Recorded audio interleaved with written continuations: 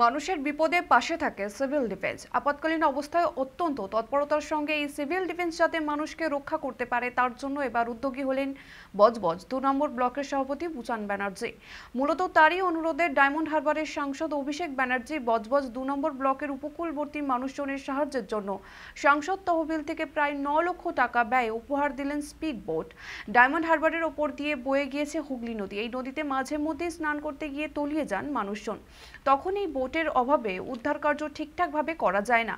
তাই এবারে এলাকায় মানুষজনের কথা মাথায় রেখে স্পিড বোটের ব্যবস্থা করা হয়েছে বলে খবর।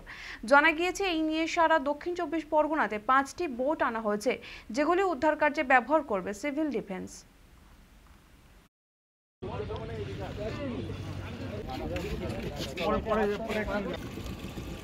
অনেক সুবিধে হলো, এটা অভিষেক বন্দ্যোপাধ্যায়কে ধন্যবাদ জানাবো। অভিষেক বন্দ্যোপাধ্যায় পার্শ্বতে এই ৯ লাখ টাকার মতো, ৯ লাখ টাকার থেকে একটু বোধহয় বেশি হবে, ঠিক অ্যামাউন্টটা বলতে পারছেন, ৯ লাখ টাকার মতো দাম হবে। এটা টোটাল জেলাতে আমাদের 5টা হলো, বজবজ দিল। এটা সিভিল টোটাল পার্শ্বতি করেছেন অভিষেক বন্দ্যোপাধ্যায়। এটা দেওয়াতে মানে কি উপকার এলাকার মানুষের উপকার তো হলোই। এটা